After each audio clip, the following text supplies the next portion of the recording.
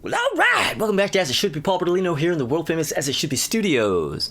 And, well, today I am doing a ranking the singles video featuring Chicago. I'm ranking the 70s, the 70s singles of Chicago. Yeah, you know, there are late 60s singles all the way through to, I don't know how late. I don't know what the last singles were. I mean, they go through the 80s, they go through the 90s. There's probably some stuff from the 2000s. I'm just doing the 70s because that's my period with them. That's the Chicago that I love.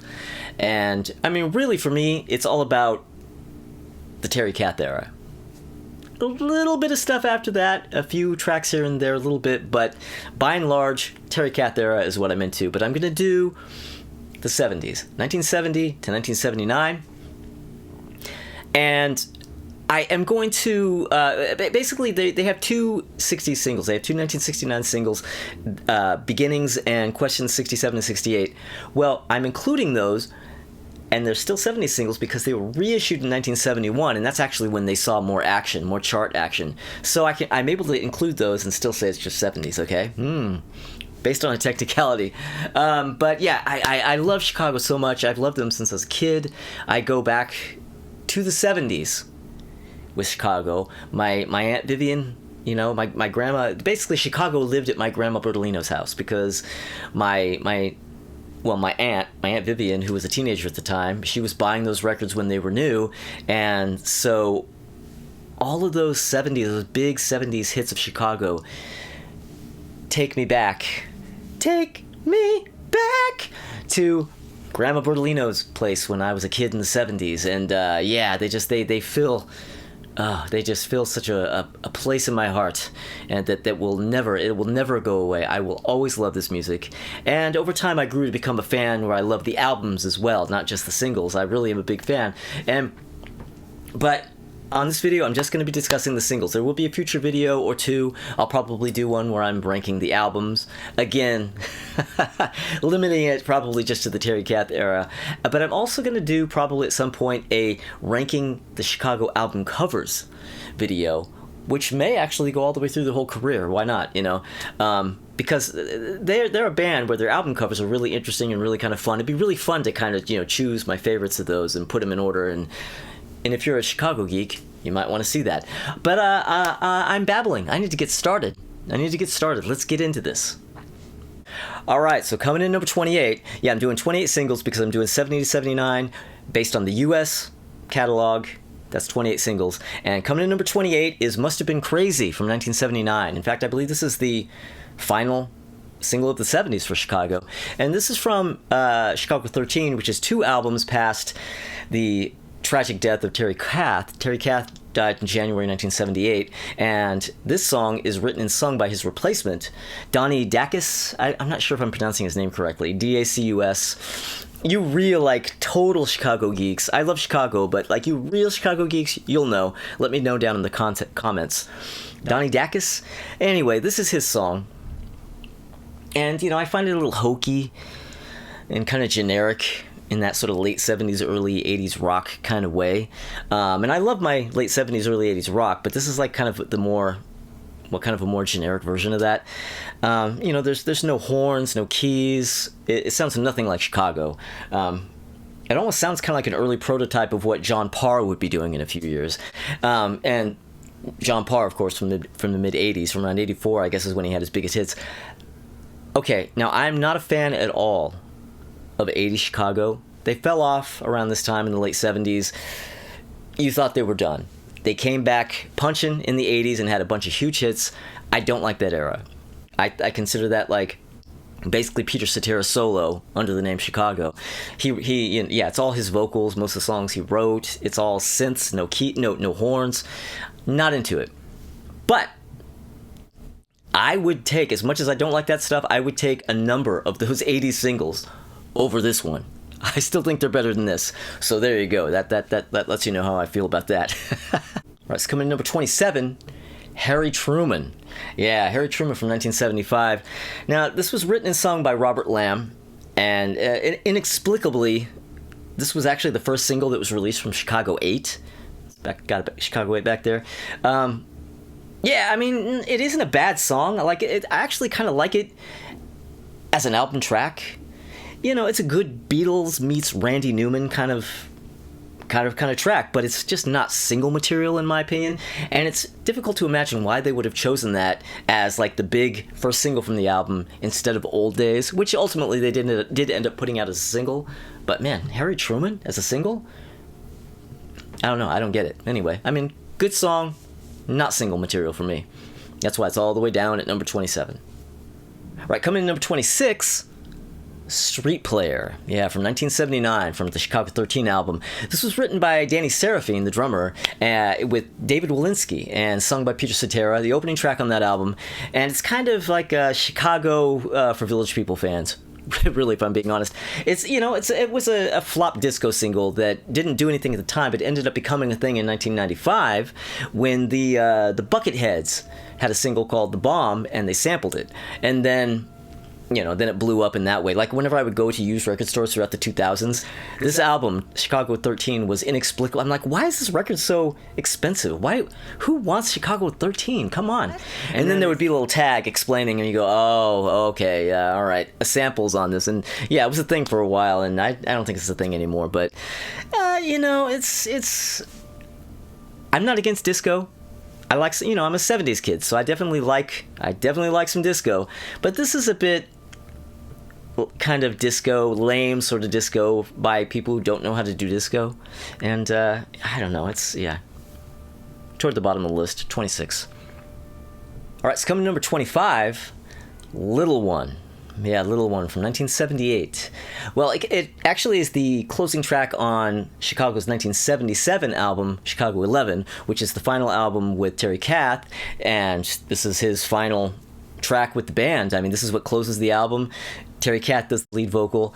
Danny Seraphine and David Walensky wrote the song, just like they did the track I just talked about. But this is Terry Kath on vocal, and you really, pretty slow ballad with a soulful vocal from Terry Kath, which is what we always got from him.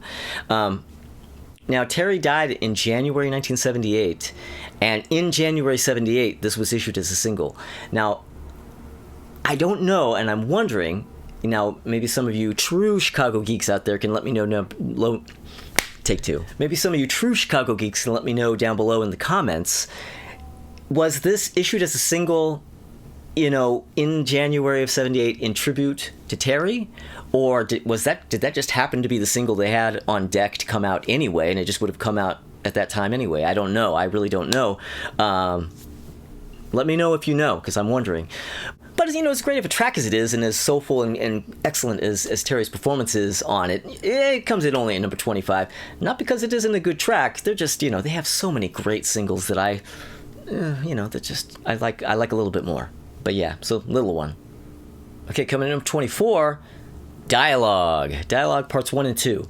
And this came out as a single in 1972. This is from the Chicago 5 album. And it was written by Robert Lamb, but it's sung by Terry Kath and Peter Cetera. They kind of have quite literally a dialogue going back and forth. They're playing two characters talking to each other. And this is possibly my least favorite song on Chicago 5, but that does not mean it isn't a great track. I just really love Chicago 5 so much. It's one of my very favorite Chicago albums. So my least favorite track on that album is still a good track. Definitely. But but I have it just down at number 24 because so many great singles. I'm going to be a broken record saying this, but there are just so many great singles that I just love more than this. So yeah, Dialogue. All right, so coming in number 23, I have Gone, Long Gone. And that came out in early 1979, but it's actually from the 1978 Hot Streets album.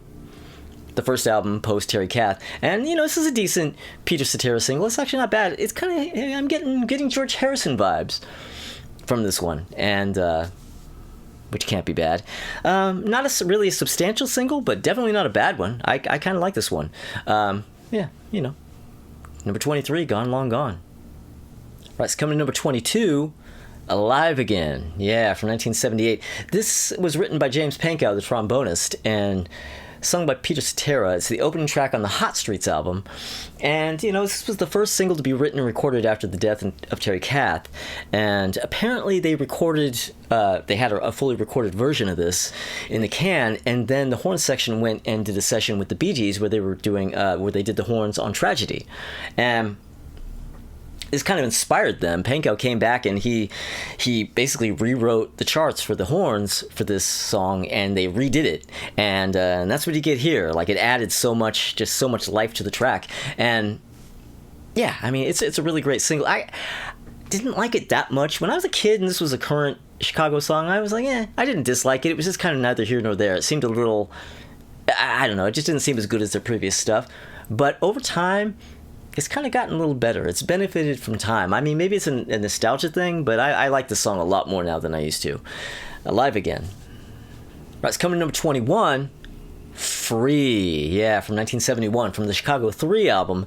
Yeah, this was written by Robert Lamb, keyboard player, who wrote quite a lot of their great 70s hits. And Terry Kath sings the song. It's like a really hard driving, hard funk kind of track. It's almost mayhem. It's just like this really, really great track.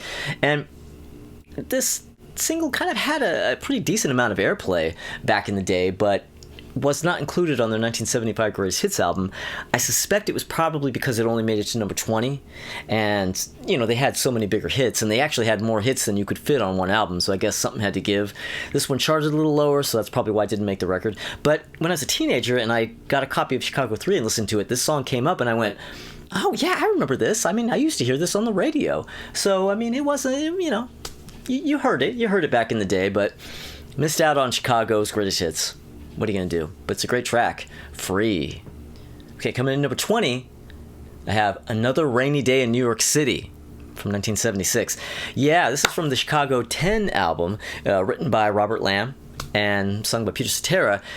And kind of like how I was saying with Harry Truman, this was inexplicably the first single released from this album. They kind of did that 2 albums in a row. 8 and 10 are actually back-to-back albums. 9 was the Greatest Hits album. So on 8 and 10, they kind of put a questionable foot forward when the record came out. I don't think it's a bad song. I just don't really see it as a really strong single, and especially like your first statement out of the gate. I mean, I don't know, but I like the song. I have it here at number 20 above some pretty damn good tracks, but I like it. It's a Caribbean style track that I used to not like this track. This used to be one of the tracks I didn't like on the album. Main problem was the steel drums. I cannot stand steel drums. I still can't. I mean, I really wish I could actually do a remix of this song and mix those out or edit them out or whatever, because otherwise I like the track now. It's really grown on me. I especially really love the instrumental breakdown section. Yeah. I mean, this is a good track. But, not without certain issues. But yeah, but this is great. This is great. Number 20, Another Rainy Day in New York City. All right, coming in at number 19, Lowdown. Yeah, Lowdown from 1971 from Chicago 3. And this was Peter Cetera's, the second song that Peter Cetera wrote and submitted to Chicago.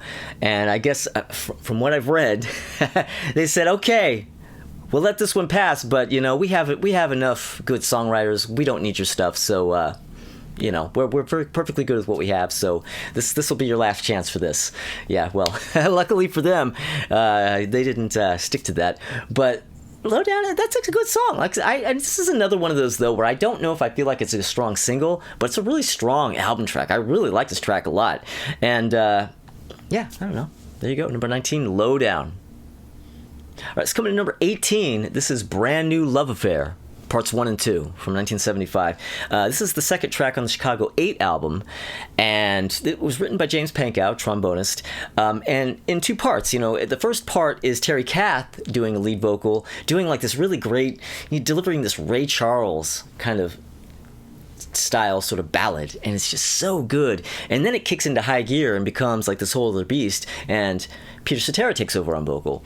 A really great track. This was, it wasn't really that successful of a single, but it's still a great track. Yeah, Brand New Love Affair. All right, coming to number 17, No Tell Lover from from 1978, from the Hot Streets album. And this was written by trumpet player Lee Loughnane and Peter Cetera and Danny Seraphine. The three of them worked on this. It was sung by Cetera.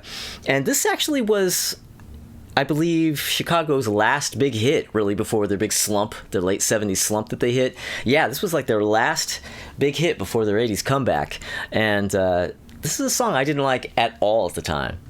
When I was a kid, it just sounded kind of like boring adult contemporary to me, but it has aged very well, and I actually really love this song now. I have it up at number 17 here, and yeah, I mean, this is a good track. It's really, the chord changes and the modulations. It's a very great, sophisticated kind of track, and I love it. No tell of her. All right, so coming in number 16. Take Me Back to Chicago. Yeah, from 1978. This is the last single released from the Chicago 11 album, and it was written by Danny Seraphine and David Walensky, sung by Robert Lamb, with guest vocals from Chaka Khan. And I really love the nostalgic vibe of this, and I really love the odd time signature in the chorus. Really, really great track. And it seems like a fitting last single to be released from the Terry Kath era. It has that wistful, sort of nostalgic, take me back kind of thing going for it. Yeah, I really love this one. Take Me Back to Chicago. All right, it's coming to number 15. I've Been Searching So Long, from 1974. It was the first single to be released off Chicago 7. And this was written by James Pankow and lead vocal by Peter Cetera. And it's just like a really great, just moody, soft ballad that I actually don't remember from the radio. I don't remember actually hearing this on the radio as a kid. I only knew it from the Greatest Hits album for the longest time.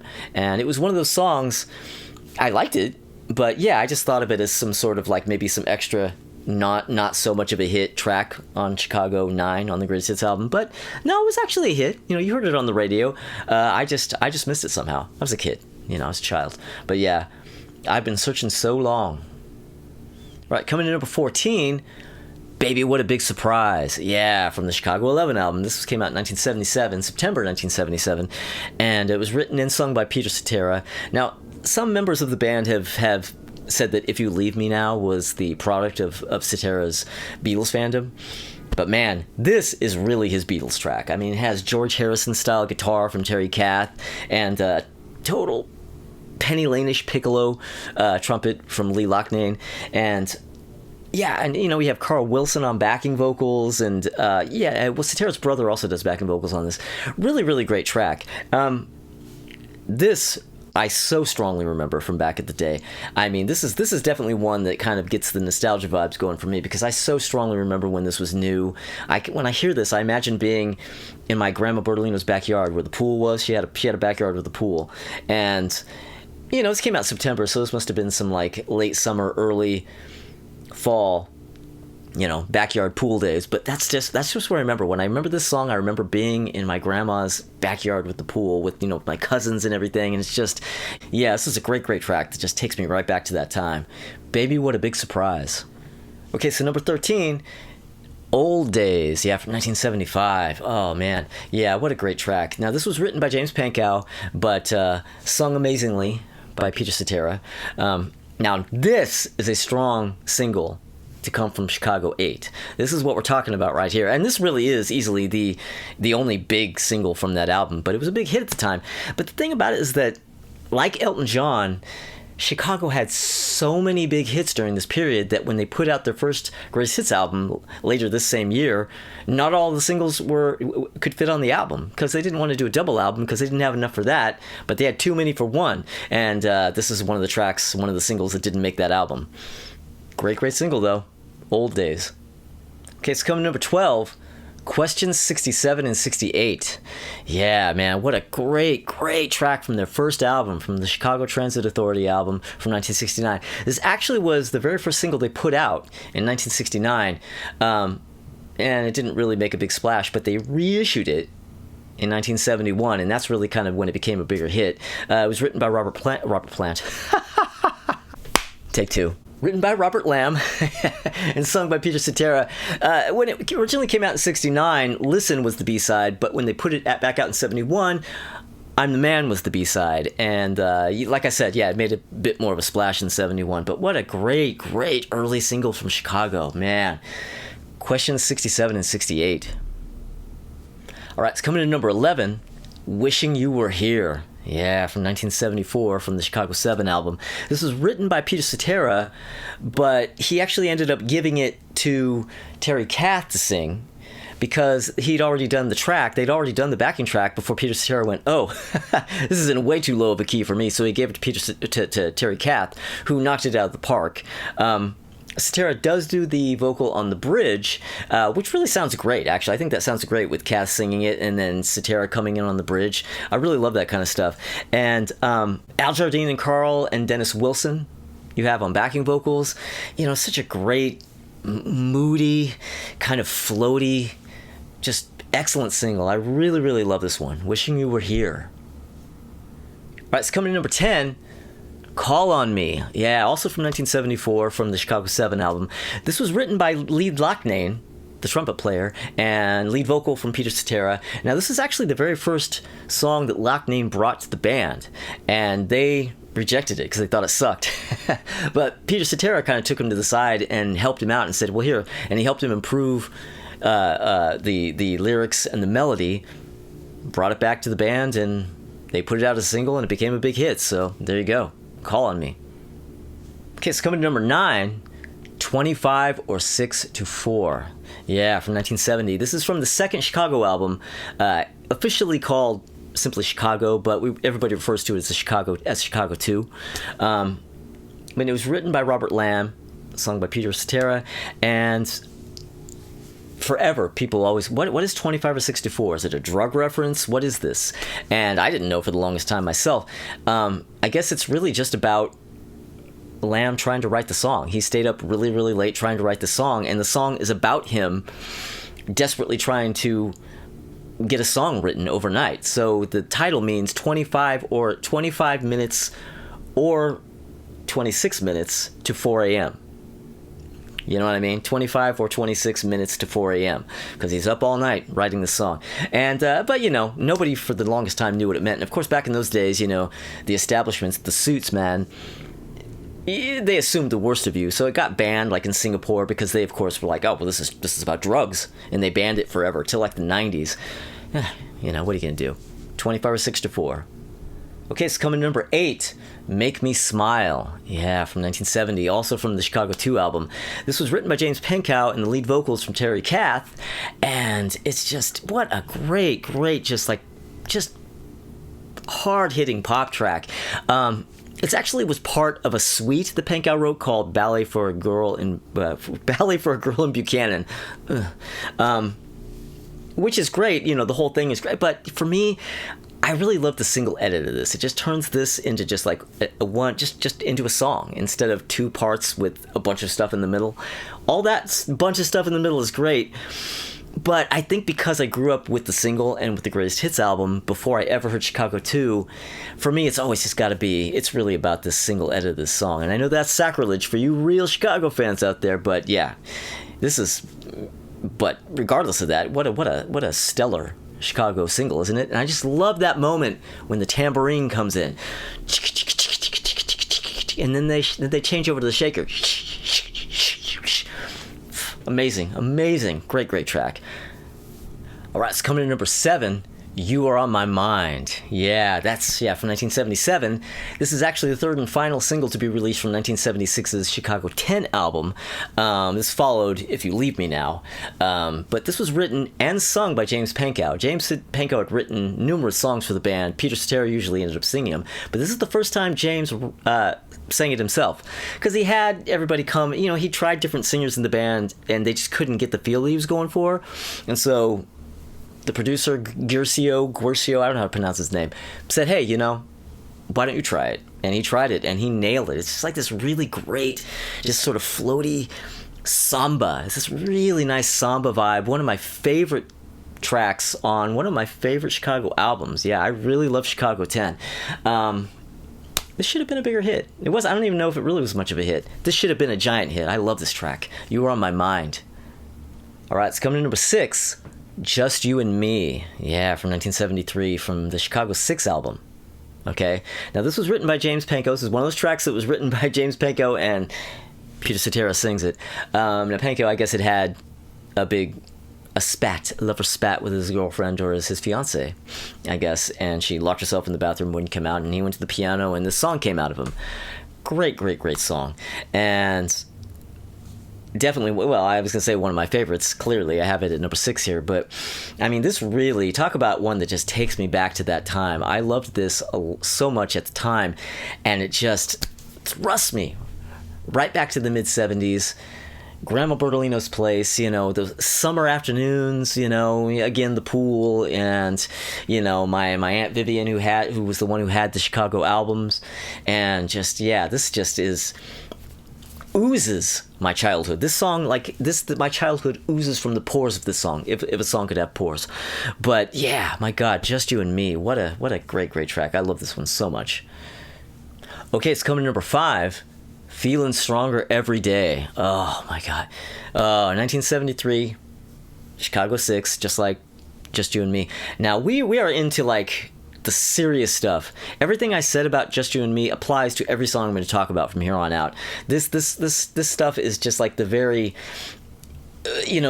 air that I was breathing, throughout the 70s when I was a kid. And this was written by Peter Cetera and James Pankow. They were backstage at a show in Akron, Ohio, waiting. They're waiting, they had to wait an extra hour or whatever to do their gig, and they're just kind of sitting there, and Peter Cetera, he hears Pankow in the other room basically playing the intro to this song. And Cetera comes in and goes, "What was that?" And he says, "Oh, I don't know, I'm just messing around." And Cetera goes, "Oh, no," grabs his bass, "We're working on this," and they start messing with it.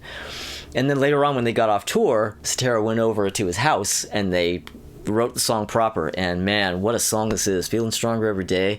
Oh my God. Love this song so much. Okay, so coming in number 4 from 1972, Saturday in the Park. Yeah, from Chicago 5. Oh man, what a great single this is. I mean, come on. You know what I'm talking about. Now, this was written and sung by Robert Lamb, and he wrote the song about hanging out in Central Park in the early 70s here in New York City.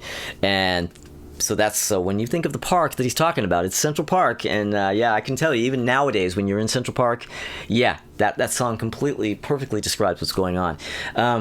Now, this reached number 3, which it made this the biggest selling single they had up to that point, and rightfully so, because what a track. Oh, Saturday in the Park. So incredible. Can I dig it? Yes, I can. All right, it's coming to number 3. Does anybody really know what time it is? Yeah, this came out in 1970. This was actually the very first track they recorded for their 1969 debut album, written and sung by Robert Lamb.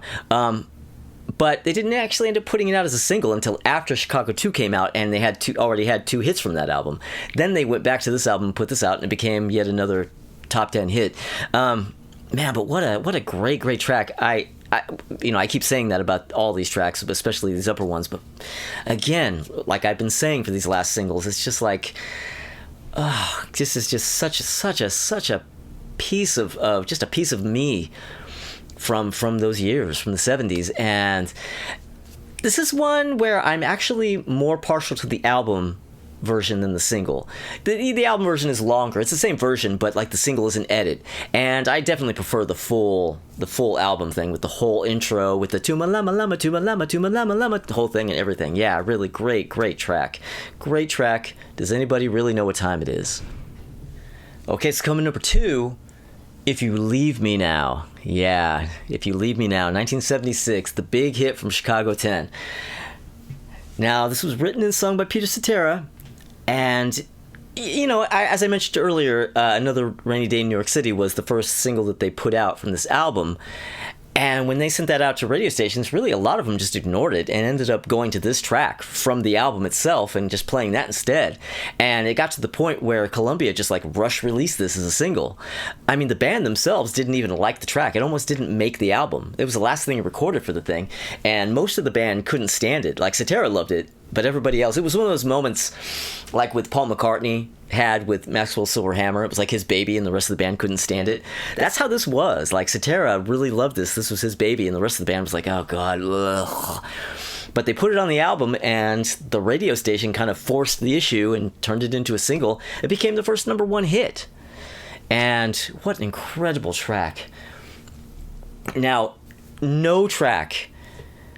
almost no track. I mean, my number one, my two, my three, oh, these just take me back to that time. So, I mean, like, when I hear this song, I'm 6, 7 years old. And I am at Grandma and Grandpa Bertolino's house. Or even in a store. I mean, I remember being in the store and hearing this. I remember being in the store with my parents and this coming on, playing in the store, and me just kind of like getting dreamy with it and just picking up on the nostalgia vibes even then. Like, I almost caught as a 6-year-old that this was going to be something that I was going to look back on and that I was going to have like this nostalgia vibe. Like, it just has that sound and vibe built into it. And I will never be sick of this song. The purists probably hate this because this is what led to like the cheesy later Peter Cetera led stuff, but I will never not love this song, If You Leave Me Now. Okay, so my number one favorite Chicago single. And they have so many incredible ones to choose from, right? To rank. But easily. I didn't even have to think about this. As much as I absolutely love If You Leave Me Now, I had to put it number one. My very favorite, Beginnings. Beginnings. This is just, oh my God. I melt. Now, this was one of the 2 '69 singles that they put out from the first album that didn't hit, that they reissued in '71, and then it became a big hit, and this was on the Greatest Hits album. And I remember it not only from the Greatest Hits album, but I remembered from hearing it on the radio as a kid, and just talk about taking me back to when I was a kid. I just like I'm 5. I'm 5 when I hear this, and it's just this world that just doesn't exist anymore. It just suddenly exists when I hear this song. Written and sung by Robert Lamb, and he wrote it on a 12-string acoustic guitar, and kind of thinking of doing something in the style of Richie Havens, because he had just seen him live and he was really inspired by that, and that's what inspired the song. And 12-string acoustic is what Terry Kath plays on the track, and it just has all this atmosphere and the feeling and the vibe of it. I love this song so much. Beginnings. Oh, shit.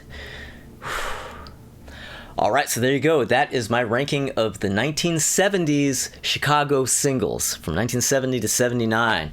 Man, that is some incredible stuff. I love this stuff so much. Thank you for watching. Thank you for watching the whole thing if you have, and thank you for subscribing if you have. If you haven't subscribed though, please consider subscribing. If you do though, click the little bell because of notifications.